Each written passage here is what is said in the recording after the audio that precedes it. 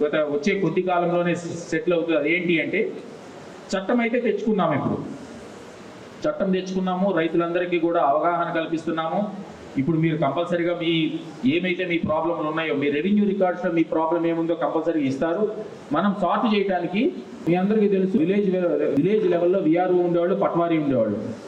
ఆ వ్యవస్థలన్నింటినీ కూడా గత ప్రభుత్వం తీసేసి జరిగింది. ధరణిలో భాగంగా ఇప్పుడు మళ్ళీ కూడా ప్రభుత్వము ప్రతి విలేజ్ స్థాయిలో ఒక పరిపాలన అధికారి ఉండాలన్న ఉద్దేశంతో మనకి కొత్తగా పోస్టులు శాంక్షన్ చేయడం జరిగింది.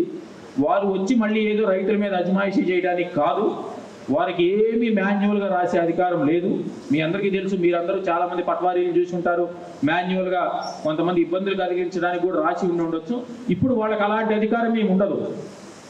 గ్రామ పరిపాలన అధికారి ఓన్లీ మీకు హెల్ప్ చేయడానికి తప్పితే మీది ఏది రాయటానికి ఆయనకు అధికారం ఉండదు. మాన్యువల్గా ఓన్లీ తహసీల్దార్కి తొందరగా ఎంక్వైరీ చేయడానికి, లేకపోతే తొందరగా రైతుల నుంచి ఏమైనా డీటెయిల్స్ తీసుకోవడానికి, తొందరగా ఏమన్నా నోటీసులు ఏమన్నా ఉంటే సర్వ్ చేయడానికి, ఇలాంటి ఉద్దేశంతో మనకి కొత్త వ్యవస్థ ఒకటి వస్తుంది.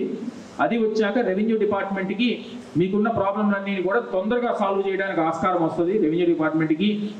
ఓకే, ఈ 10,000 మంది ఉద్యోగులు మనకి రెవెన్యూ డిపార్ట్మెంట్కి కొత్తగా రాబోతున్నారు. వారితో ఈ ఏమైతే ఇప్పటి నుంచి వచ్చే భూభారతిలో వచ్చే ప్రతి ప్రాబ్లంను కూడా, ప్రతి రిక్వెస్ట్ని కూడా తొందరగా సాల్వ్ చేయడానికి రెవెన్యూ డిపార్ట్మెంట్కి హెల్ప్ అవుతుంది.